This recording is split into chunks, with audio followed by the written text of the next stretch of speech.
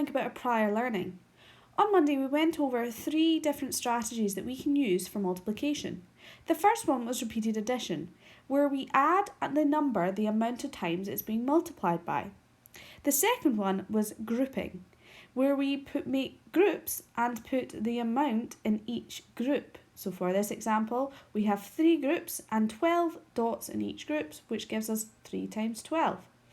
And then we also learned the expanded column method, where we multiply the tens and then the ones and then add them together so we can clearly see what we are multiplying.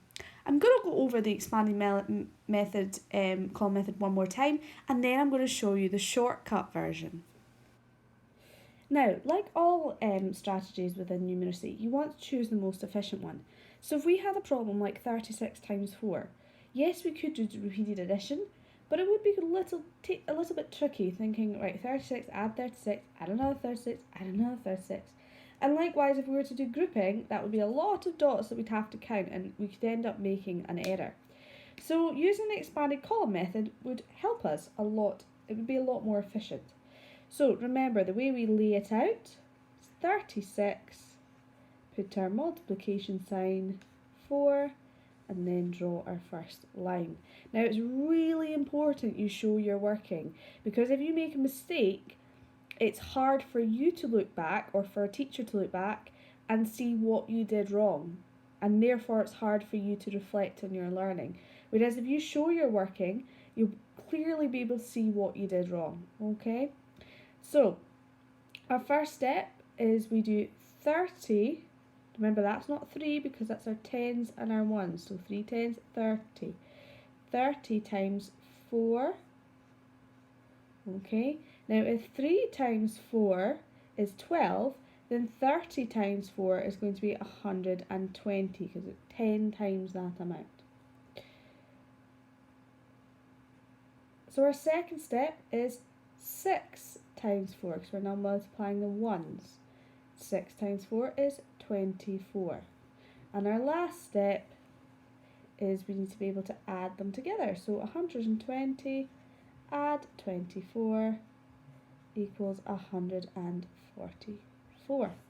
So the reason, as I said, that we do the expanded column method is because you don't need to carry anything over.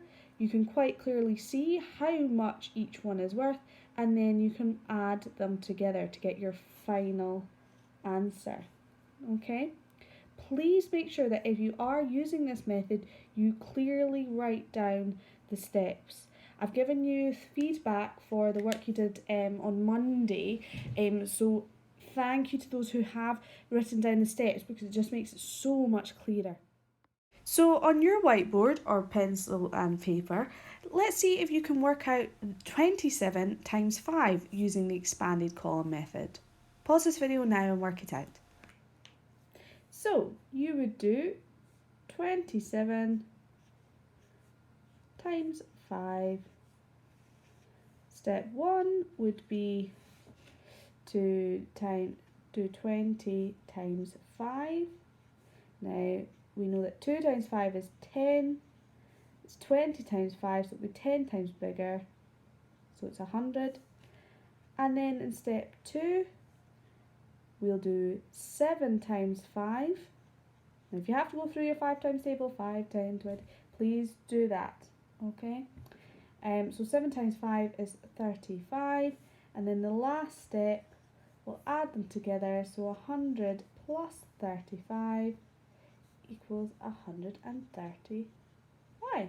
And there's your final answer. So hopefully you managed to work that out using the 3 steps.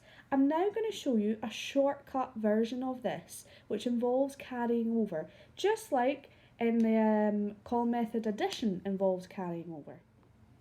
Okay, just so you can see the difference between the expanded column method and just the simple straightforward column method, I'm going to just use the same sum. So 27 multiplied by 5.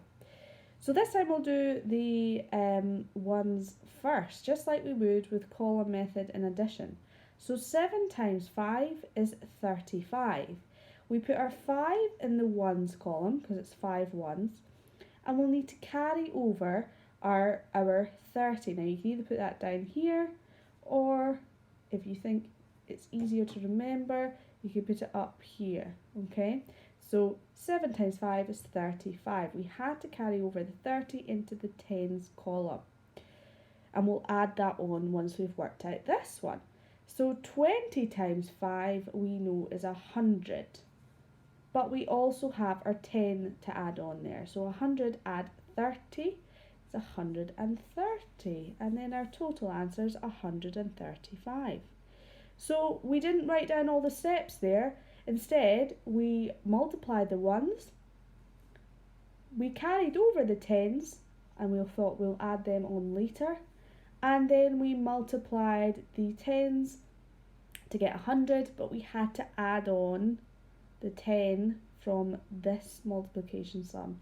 So it's exactly the same, it's just you're not writing down each step, so it's not as clear.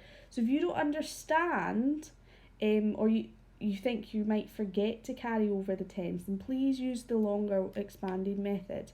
I'll go over a couple more of these. Okay, so this one's 46 times 3. Now, if you go to do a sum and you think, oh, but I don't know my 3 times table, I'm happy for you in the meantime to either practice that times table or use your multiplication square. So 6 times 3 is 18. So we put our 8 here. Remember, this is a ones column and this is a tens column. So 6 times 3 is 18, so we need to carry over our 10 that we're going to add on later once we've multiplied the 40 by 3.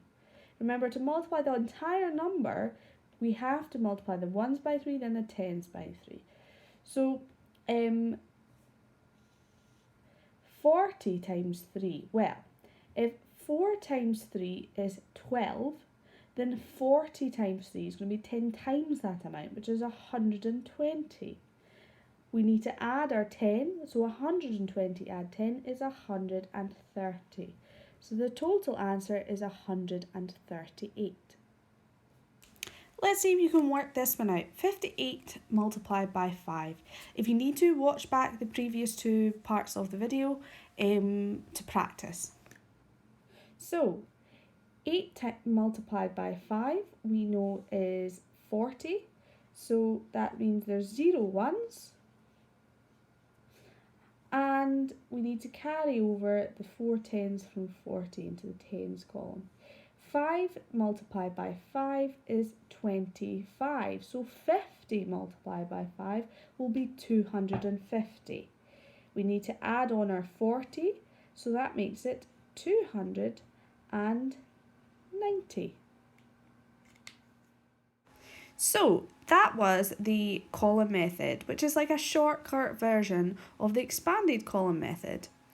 Now, if you fully understand your multiplication and you're confident with your times tables, then go ahead and use that.